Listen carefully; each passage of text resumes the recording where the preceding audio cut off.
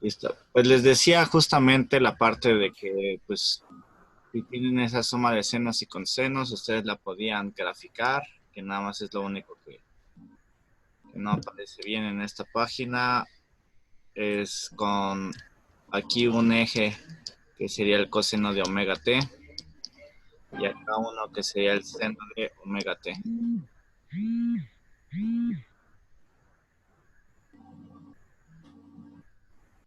Entonces, bueno, y habíamos visto que pues para la amplitud del coseno pues teníamos un A igual a 4 y para la amplitud del seno teníamos B igual a menos, 8.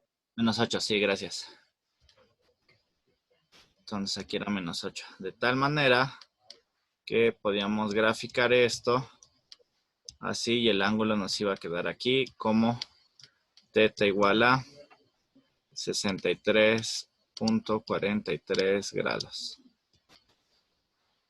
Ya está. Entonces, bueno, es una clase de representación gráfica. Y bueno, a partir de eso vamos a hacer un ejercicio considerando lo siguiente. Nosotros, aparte de eso, habíamos visto que si teníamos algo del estilo BDT igual a BM, seno de omega t o coseno, lo voy a dejar en coseno. Seno o coseno, bueno, ahorita no importa. Pero aquí tenemos un coseno, entonces coseno de omega t más esto, pues tenemos varias partes, ¿no? Esto de aquí, pues es la amplitud de nuestro coseno. Esta de aquí es la frecuencia angular. Frecuencia angular y se mide en radianes sobre segundo. Y esto de aquí es el ángulo de fase. Que eso ya lo habíamos visto, ¿no? Entonces, pues bueno, considerando eso, pues el ejercicio consiste nada más en el reconocimiento de todos estos elementos. Y bueno, nos dice que tenemos BDT, aquí es BDT, igual a 24 coseno de 100t. Entonces dice calcular, calcular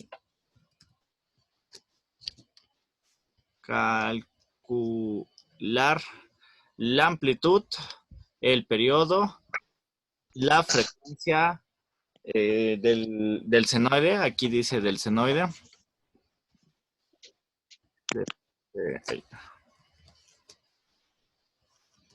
Oh, del senoide. Y la fase de este. Entonces, bueno, pues con lo que acabamos de ver, pues es sencillo corroborar que pues BM pues es 24 porque es la amplitud y corresponde a esto de aquí, ¿no? Luego, omega pues es igual a 100, que es este de aquí, porque es el que acompaña a la T. Y la fase son 20 grados. Pero ojo con lo siguiente, también nos piden calcular la frecuencia, entonces pues sabemos por otro lado que la frecuencia angular está dado por esta fórmula 2πf, que esa es una fórmula típica que se ve comúnmente en física. Entonces, sabemos eso, entonces como ya conocemos omega, pues podemos despejar la frecuencia, ¿no? Despejamos la frecuencia como sigue, es decir, omega entre 2pi, y pues sustituimos con los valores que ya tenemos. Omega, que habíamos dicho que es 100, entre 2pi. Y eso nos da como resultado 15.915. Recuerden que a partir de ahora, pues ya traigan sus calculadoras consigo. Entonces, por favor, corroboren este resultado. Está bien.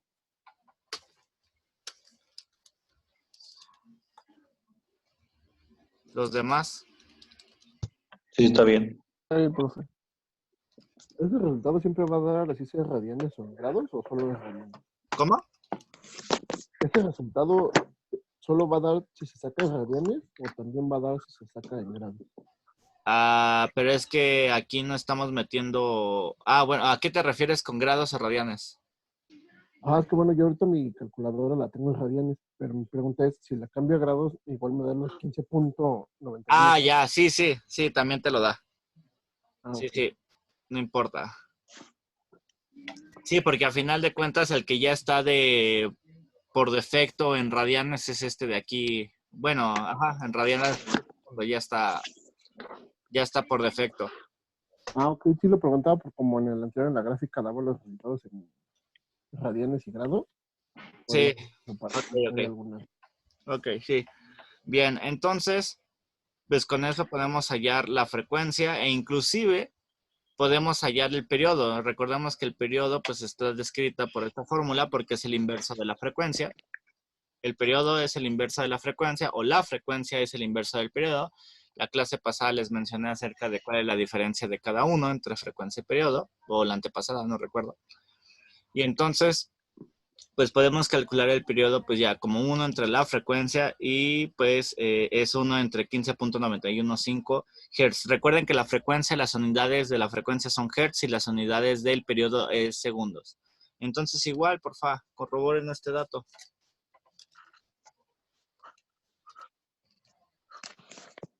Sí, está bien. Está bien, profe. Ok, entonces, pues tenemos que, pues un ciclo de nuestro voltaje sinusoidal, pues se da en 0.0628.3 segundos, o lo que es equivalente a 62.83, ¿qué? ¿Milisegundos? Segundos. Exactamente, milisegundos. Ahí está. Bien, entonces, pues nada más es un ejercicio de identificación. Y por otro lado, podemos hacer uno similar, pero ahora con el seno, por ejemplo, ¿no? Entonces igual el ejercicio nos pide hallar la amplitud, la fase, la frecuencia angular, periodo y frecuencia. Recuerden que la frecuencia angular es omega y la frecuencia es f. Entonces, pues igual, esto de aquí es la amplitud, entonces eso es Bm, que lo tenemos por acá. La frecuencia angular es lo que acompaña al tiempo, en este caso es 14 pi, y eso nos da, si lo multiplicamos, si hacemos el 14 por el pi, nos da 43.982297 radianes sobre segundo. Y si tenemos una fase, pues es esta de aquí, y la fase es de menos 80 grados. Bien, entonces, si nosotros volvemos a ocupar la fórmula de la frecuencia angular igual a 2πf, pues nuevamente podemos despejar la frecuencia como omega entre 2pi. Y pues sabemos que omega era 14pi. Entre 2pi, pues el pi y el pi se hacen 1. Y esto nos queda 7 Hz, que es el resultado. Y entonces, si nosotros ahora hacemos la inversión para tener el periodo, es decir, el periodo como igual a 1 sobre la frecuencia, tenemos 1 entre 7 Hz, y eso nos da 0.1428 segundos. O lo que es equivalente a 142.85 milisegundos. Segundo. Sí, muy bien. Entonces, ¿hasta aquí alguna duda? No, profe. No. Bien. Por tanto, pues es claro que el seno y el coseno, siempre y cuando tengan la misma frecuencia, que es lo que ya habíamos hablado antes, si nosotros manipulamos adecuadamente su fase, entonces van a tener cierta equivalencia. También vimos que es posible representar en un plano pues a un senoide, conocemos sus respectivas magnitudes, y por tanto esta representación que vimos cuando nosotros graficamos, por ejemplo, lo vamos a llamar fasor. Entonces un fasor, o sea, si nosotros regresamos a esto, por ejemplo, voy a regresar mejor a este. Un fasor es aquel o aquella representación de una función sinusoidal en la cual nosotros conocemos tanto su amplitud y su fase. Y entonces son lo único que vamos a necesitar porque estamos considerando que la frecuencia angular es igual para todos. Entonces, al hacer esa consideración, pues nada más necesitamos la magnitud y la fase. Pero bueno, hablaremos de eso un poquito más adelante. Entonces, pues, ¿hasta aquí alguna duda? No. Bien. No. No. Vamos con este.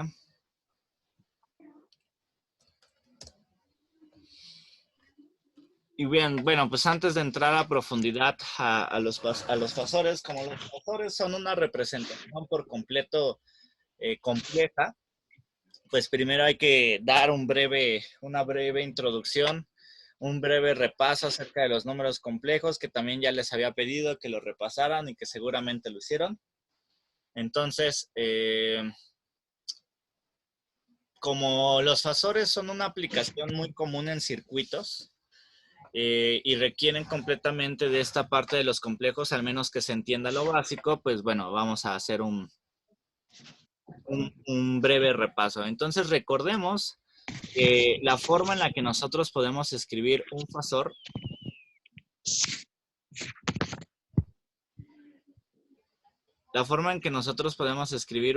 es, perdón, no un fasor. La forma en la que nosotros podemos escribir un número complejo pues es de esta manera, ¿no? Es como una de las más típicas. Donde tenemos que un fasor es la suma de dos números, por así decirlo. La primera de ellos es un número real, que es esta X, y luego eso viene acompañado de esta parte, donde la J, pues sabemos que representa la raíz de -1, y entonces esa raíz de -1 pues se denomina que es un número imaginario. En este caso, comúnmente en los libros de circuitos se utiliza J y no I, porque comúnmente la I suele confundirse con la corriente, entonces comúnmente en los libros de circuitos se hace ese cambio de notación para evitar confusiones de la corriente. Pero bueno, en realidad es lo mismo y ambas notaciones pues son correctas, siempre y cuando si llegan a utilizar la I, pues no se confundan. Entonces, pues nuevamente, pues tenemos justamente la parte real de nuestro número complejo y también tenemos una parte imaginaria. Pues ese número Y es el que está acompañando a nuestro J y por tanto se le llama parte imaginaria. Bien, entonces los números complejos, si recuerdan, pueden ser representados de diversas maneras. Por ejemplo, nosotros esta que tenemos aquí es la forma cartesiana o rectangular y también puede ser representada de la forma polar o de la forma exponencial. ¿Cómo se sacaban o cómo se obtenían esta R y este ángulo? Alfa. Pues bueno, pues si teníamos la representación rectangular de esta manera, pues el R se sacaba a través de Pitágoras, haciendo X cuadrada más Y cuadrada y a eso obteniendo su raíz. Aquí aquí debe ser alfa. Y alfa, ¿cómo se sacaba? Pues a través de la tangente inversa de la parte imaginaria entre la parte real. Si se dan cuenta, estas formulitas de aquí se parecen un montón a algo que ya habíamos visto antes, que está por acá arriba. Justamente a estas, ¿no? Se parecen un montón. Entonces, es todos estos tipos de parentesco y justamente que se puedan, un número complejo pueda tener representaciones exponenciales y también en senos y cosenos, pues justamente nos brindan la oportunidad de poder representar un fasor en forma compleja. Pero bueno, entonces tenemos que ese número complejo, x más yj, se puede representar como r y su ángulo de fase, o igual a r exponencial de j alfa. ¿Cómo se obtienen? Pues a través de estas dos fórmulas, que es el arcotangente de y sobre x para alfa y el Pitágoras de x y y.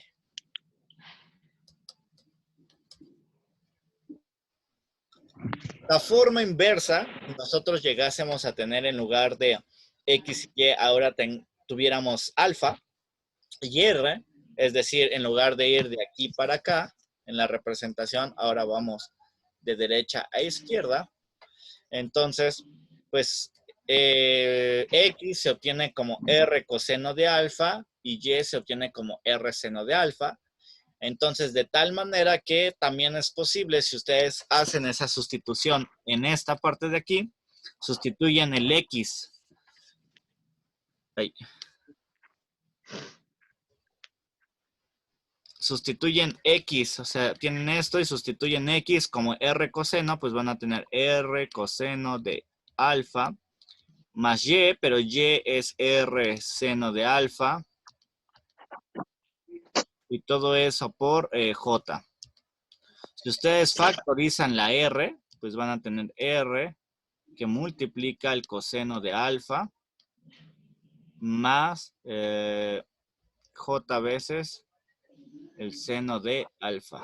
O sea, es algo parecido a lo que le llamaban el teorema de Moivre.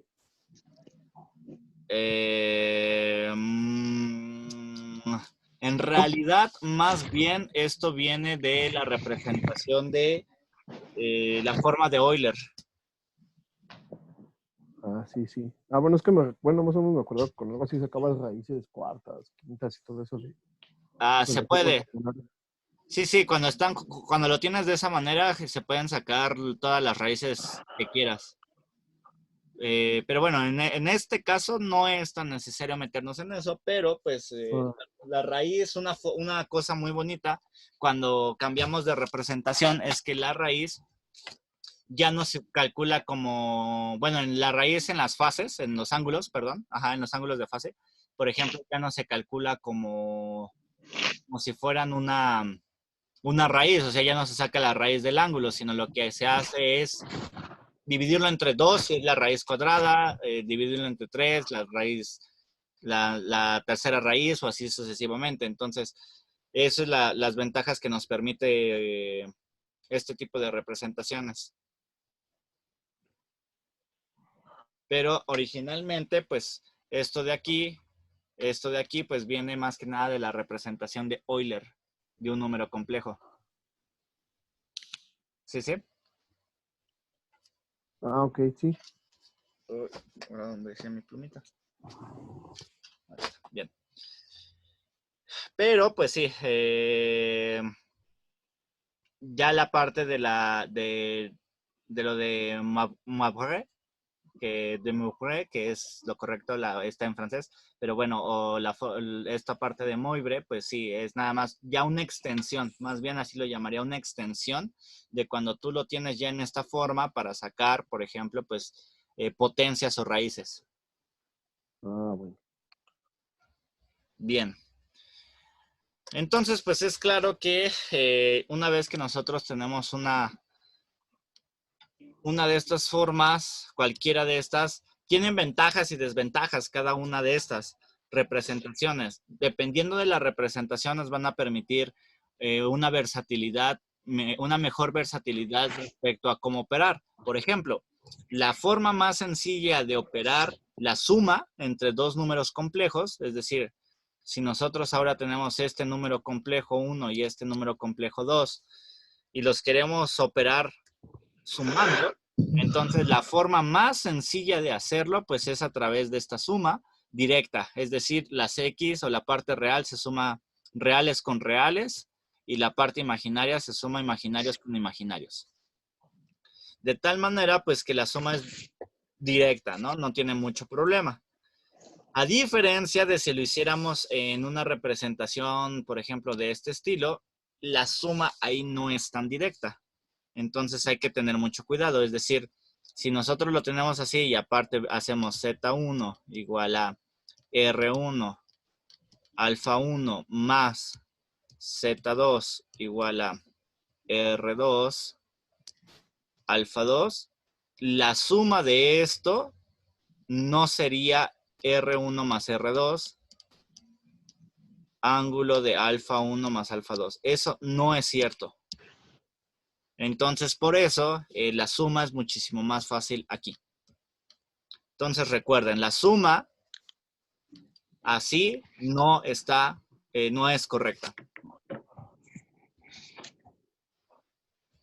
Bien, por otro lado, pues, bueno, también por parte de la suma, también la resta sería equivalente, evidentemente, sería Z1 igual a X1 más Y1J, Z2, esto está en suma, igual a X2 más Y2J. Entonces, si yo resto, pues sería X o el equivalente de Z1 menos Z2 sería igual a X1 menos X2, donde esta es una parte de mi número complejo. X1 menos X2. Oh. Ah, ya. X1 menos X2. Más lo voy a poner la resta de Y1 menos Y2. J. Entonces, pues la suma o la resta, pues es directamente igual. Entonces, básicamente, lo que hay que tener mucho cuidado, pues son en los signos. Porque también podríamos haber tenido algo como esto. Podríamos tener Z1 más Z2, pero aquí tendríamos menos, por ejemplo. Y aquí también le voy a poner menos. Esto de aquí va a ser menos Y1. Entonces, pues en ese caso, pues lo que se tendría que hacer es la suma de Z1 más Z2 sería igual a X1 menos X2 por el signo que tiene. Y luego aquí es más. Y entonces pues sería Y1. Bueno, le voy a poner Y2 menos Y1 y todo eso imaginario. Entonces pues ahí tienen que tener nada más mucho cuidado de cómo están operando los signos y demás. ¿Hasta aquí alguna duda? No, pues. Bien. Pues esto es algo que ya habían visto, ¿no? Sí, más o menos. Bien, también por ahí existe la multiplicación y la división, y entonces la multiplicación y la división es más sencilla en forma polar. Entonces, pues si tenemos dos números complejos que están en su forma polar, es decir, si tenemos Z1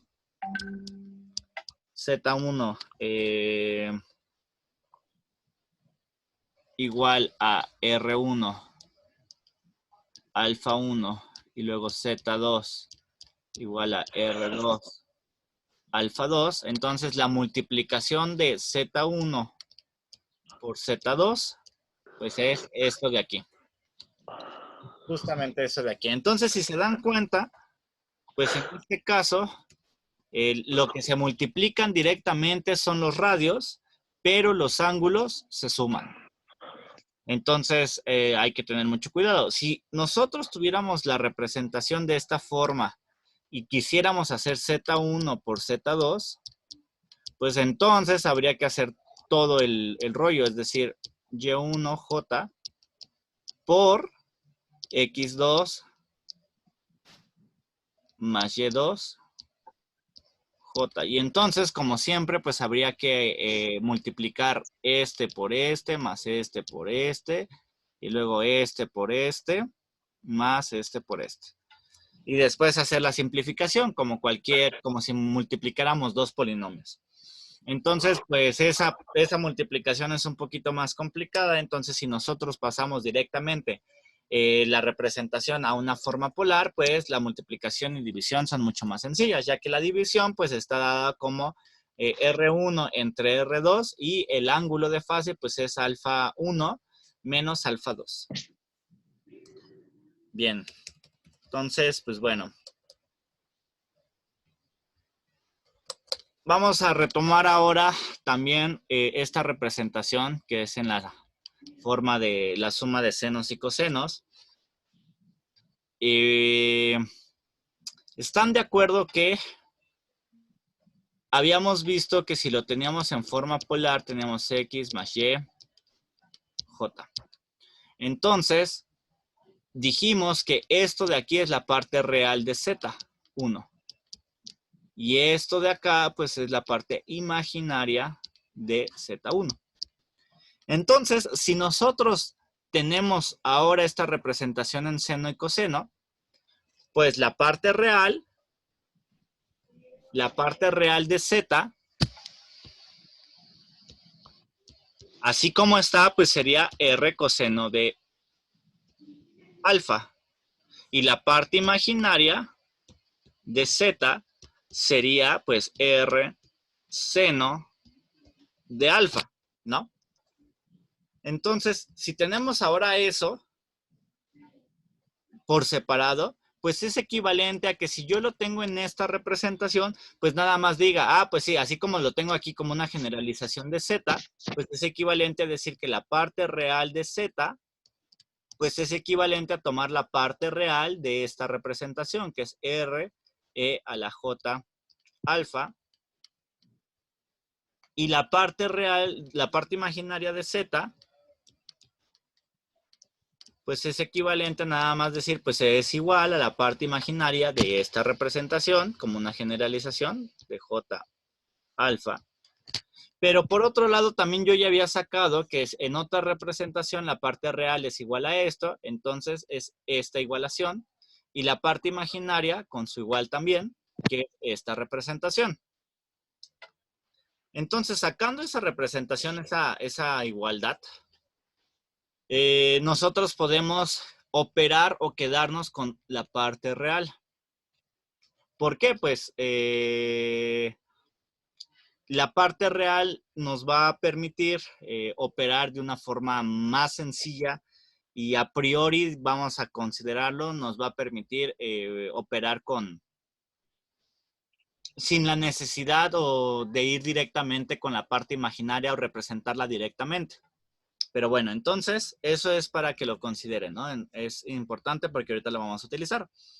Entonces, consideremos ahora lo que ya teníamos. Un voltaje, que es una representación sinusoidal, donde aquí tenemos nuestra amplitud, la frecuencia angular, y aquí el ángulo de fase. Habíamos visto que en la parte de acá, todo el argumento que estaba en seno y coseno se llamaba alfa. Por tanto, el equivalente, Por tanto, el equivalente de todo lo que está dentro del coseno, pues es alfa. Si lo comparamos con esta representación de acá. O lo que es equivalente a, pues ponerlo como BM, bueno, más bien ponerlo como R coseno de alfa, que es justamente esta representación de aquí, y donde R, pues, estamos diciendo que es igual a BM, y pues alfa es igual a todo lo de adentro, que es omega T. omega t más el ángulo phi. ¿Sí? ¿Sí? ¿Sí me expliqué con esto? Sí. Ok. Bien, entonces, si lo tenemos de esa forma, nuestra representación sinusoidal del voltaje, entonces, pues aquí, ¿no? Sabemos que alfa, pues es todo lo que está dentro, es decir, omega t más phi. Y por ende, habíamos visto que la parte real del número complejo z, pues es igual al coseno de alfa, que es lo que está ahí arribita. Que a su vez, pues es igual a la parte real de R de E a la J alfa. Entonces, si nosotros en esta ecuación de aquí sustituimos nuestro nuevo alfa, entonces, pues sabemos que B de t pues es igual a esto, que a su vez es igual a la parte real de ¿quién? Pues de R, pero sabemos que R es Bm, por E a la J alfa. ¿Pero quién es alfa? Pues omega t más phi. Entonces lo que ahí estamos haciendo es cambiar por completo la representación de nuestro voltaje a esta representación que está aquí. Bien, si se dan cuenta, este exponencial nosotros lo podemos separar. Lo podemos separar primero haciendo la multiplicación del número imaginario, es decir, tenemos la parte real de Bm por E a la J omega t más J phi. Si como nosotros tenemos una suma en el exponente, es decir, esto de acá, es equivalente a que nosotros separemos la exponencial en dos, porque recuerden que cuando tenemos la misma base, que es la exponencial, pues los exponentes se suman, ¿no? O lo que es equivalente, si tenemos x cuadrada por x cúbica, ¿esto cuánto da? X quinta. Pues es x, que es la suma de los dos exponentes, igual a x quinta. Entonces, pues exactamente lo mismo pasa aquí.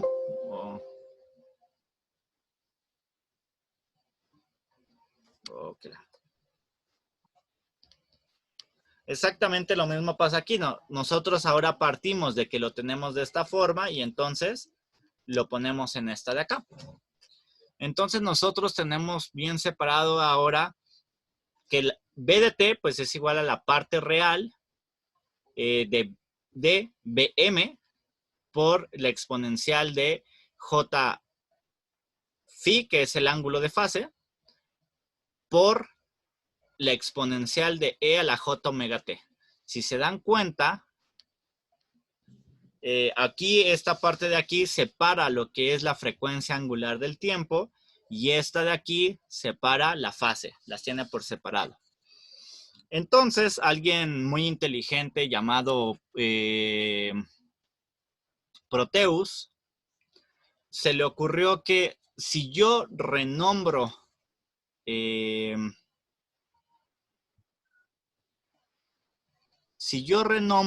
esto de aquí, como esta parte que es J E a la J omega t siempre va a ser constante en todos lados, porque reitero una vez más, estamos haciendo la consideración de que omega t